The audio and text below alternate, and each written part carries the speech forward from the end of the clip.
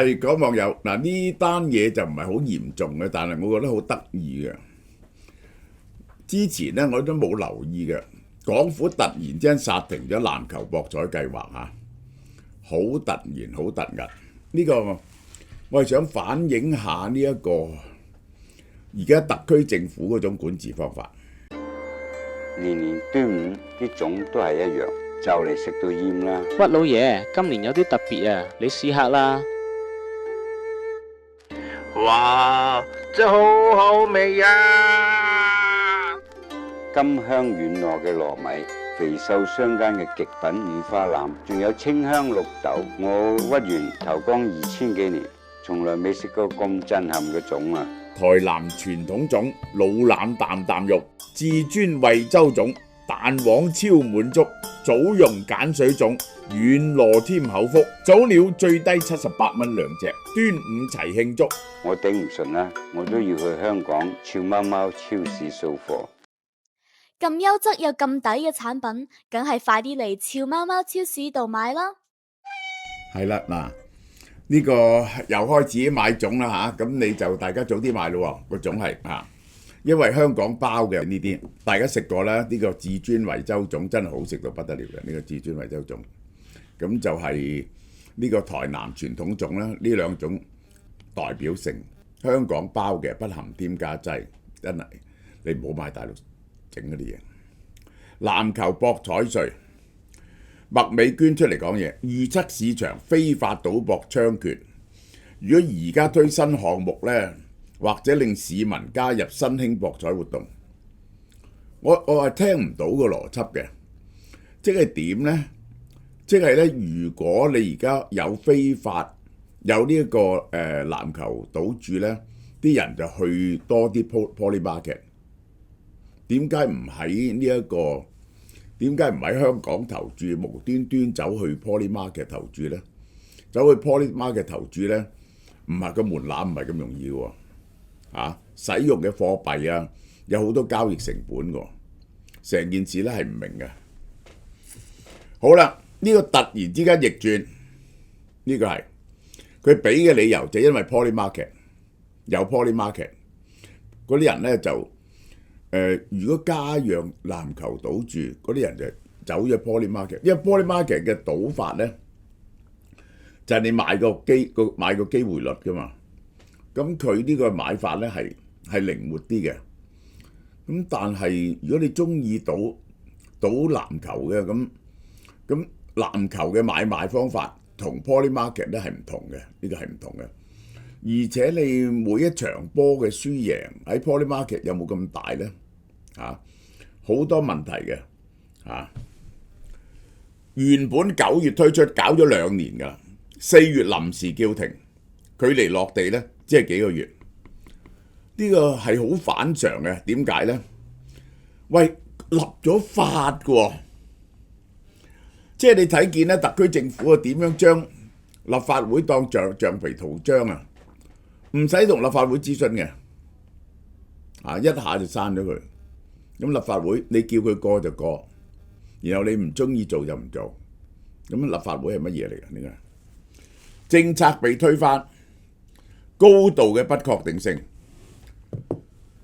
即係咁樣呢，有啲人呢就會覺得做生意好困難嘅。喺呢度嗰個呢就係馬會，當然。向政府推動籃球博彩嗰個呢係馬會嚟嘅，前期部署展開，搞晒啲 software 啲嘢，資源投入，形成沉沒成本，造成實際損失。馬會係有實際損失，有好多新 course，嗰度系統要有呢啲嘢，寫 software 出嚟，要請精算師計嗰啲籃球個輸贏嘅比率。籃球博彩咧本係市場嘅擴充，而唔係傳統體系核心機構嘅改變。即係點講啊？即係咧，我哋已經有馬會咧後來加入咗足球賭注。我一陣講講，我覺得應該點？呢啲咧已經係好落伍嘅嘢，呢個就係。咁而家咧喺有呢兩樣嘢，有其他賭博嘅情況之下咧，加多樣籃球類。即係你做緊7樣，加多樣，我諗籃球得幾個 percent 嘅啫，頂底投注籃球得幾個 percent。官方理由啊係冇邏輯嘅，全球體育博彩市場係以全球嘅體育博彩係以足球為主導嘅，超過其他運動項目嘅總和。根據市場調查咧，60%以上係賭波嘅，因為賭波係個地域最廣泛嘅，就係你知歐洲嘅好犀利啦，亞洲啲人都好中意踢波啦，呢個就係。咁就美國而家踢波都有翻咁上下啦。日本咧最好笑喎，我後生嗰時咧日本冇踢波喎，開始引入6隊球隊，而家日本踢波都幾重要嘅。所以全球嗱，我喺呢度講講我嘅主張。當日講足球博彩咯，我話香港啊最好就係做博彩中心，就係點咧？你只要有按金。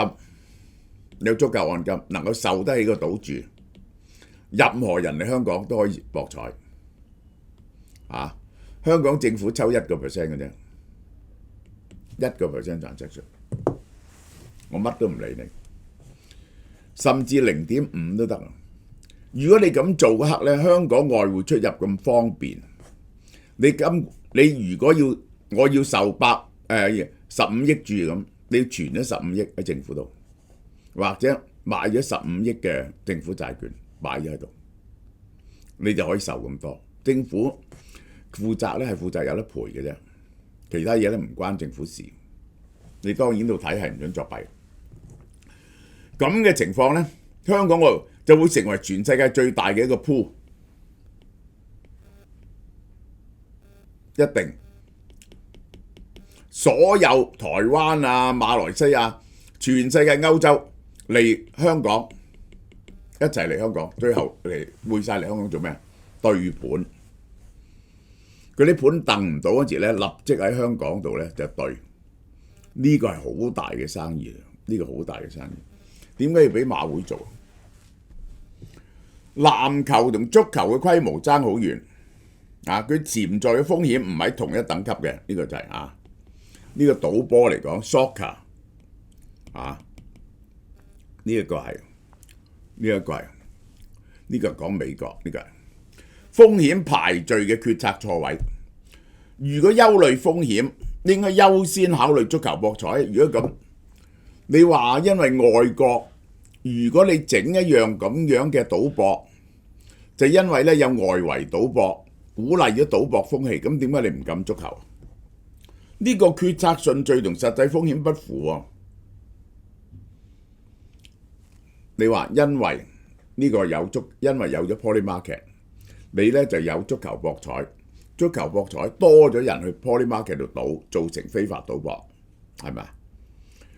籃球你用呢樣嘢講一樣嘅啫，足球。咁點解唔研究足球啊？點解唔禁足球？預測市場快速擴張造成風險。官方理由聚焦於新型博彩形態。如果係咁，你覺得呢一種賭博咁犀利，喺外國係合法做緊嘅？你喺香港唔賭波，唔賭籃球，嗰啲人會唔會去外國買啊？唔止呢啲嘢啦，總統選舉啊、打仗啊，乜嘢都去外國買咧。而家美國咧就監管緊。關於嗰啲打仗啊嗰啲嘢咧係唔可以賣嘅，因為鼓勵呢啲真係不良意識。咁但係咧最近我陣先去講最近產生嘅情況，我懷疑係因為乜嘢原因？如果係呢種賭博方式好受歡迎，點解你唔喺香港叫足總開一個 Poly Market？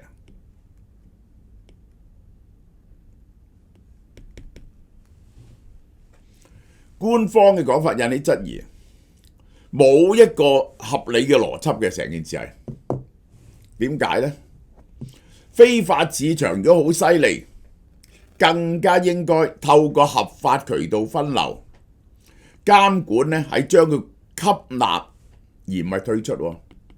你退出咁咪非法賭博猖獗啲，你冇得賭咁咪焗佢去 Poly Market 啦，成個邏輯就咁啊嘛。我唔明佢個邏輯係乜嘢喎？以非法存在為由拒絕合法化，呢個喺政策邏輯上係嚴重嘅倒置。因為譬如好多嘢，因為我禁唔到，於是我就將佢合法化啊嘛。如果非法好犀利，正係需要合法化，而唔係調翻轉頭喎。非法呢個吸毒好犀利，咁你要整啲合法吸毒先得喎。如果唔係咧，你橫掂都禁唔到咧，你哋要管佢噶咯。政府選擇唔係風險管理，係唔理呢樣嘢喎。呢個真係得意啊！你唔賭籃球呢一個馬會，啲人就唔會去 Polymarket 度買嘅咩？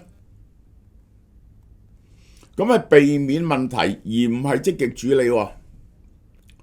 全球預測市場興起，要促進制度完善，唔好喺呢個趨勢面前退縮而引導升級，而應引導升級。應該咧，而家呢啲咁嘅 Polymarket 呢啲咁嘅嘢咧，你應該係去喺香港整個 Polymarket 而 regulate 佢啊嘛，係咪？成件事講唔通，因此我認為係乜嘢咧？官方嘅解釋不通，引發對動機嘅追問。政策背後可能有冇公開嘅關鍵考慮？考慮乜嘢呢？因為佢主要係賭 NBA 係美國主導嘅體育體系，資訊同資源高度集中喺境外單一國家。即係籃球能夠去到咁盛嘅呢，只有 NBA。全世界籃球咧都冇咁犀利嘅。美國三大運動呢個籃球，呢一個係美式足球同埋呢個 baseball。資訊優勢係咪轉化為市場優勢呢？預測市場涉及嚴重資訊不對稱嘅風險。我解釋俾大家聽。喺 Polymarket 度呢，80幾個%人蝕本嘅，10幾個%人賺錢嘅啫。賺錢嗰啲人好多就係有內在 insider trading 嘅人。因為佢有內在資訊啊，佢買 Polymarket 咧，究竟係唔係非法賭博咧？呢樣嘢 Polymarket 咧係冇，而家冇人監管嘅，係有好嚴重嘅呢個 insider trading。insider trading 咧就導致呢一個有啲人贏晒啲錢，你哋輸晒咁贏晒嗰啲，如果係 NBA 嚟講。係咪全部係美國人啊？係咪全部係美國人？即係驚美國人如果喺呢度賭嘅時候咧，美國人又嚟呢度賭，就贏晒香港人嘅錢，係咪咁啊？好啦，境內平台可能削弱本地競爭力，本地制度喺面對全球競爭嗰時咧，處於劣勢，呢個就係。咁係唔係呢個？最近 Polymarket 露出嚟嘅就好多人呢係用內部消息嚟到買賣，而家咧美國要立法禁止，尤其是籃球呢啲咁嘅嘢呢，咁多人 participate 呢，其實去打嗰啲人個教練都心中有數，嗰場波係點，而佢嘅行為呢係影響到場波嘅，咁於是呢就好容易做事嘅，透過 Polymarket。咁但係咧，你入香港有冇得賭籃球？同呢樣嘢有咩關係咧？係驚美帝國主義，靠 manipulate 呢啲賭博嚟到賺走香港人嘅錢，喺香港賺走香港人嘅錢，係咪咁啊？最近呢樣嘢喺美國嘈得好犀利嘅，要搞到立法嘅。喺伊朗戰爭停，本來話要炸到伊朗翻去石器時代。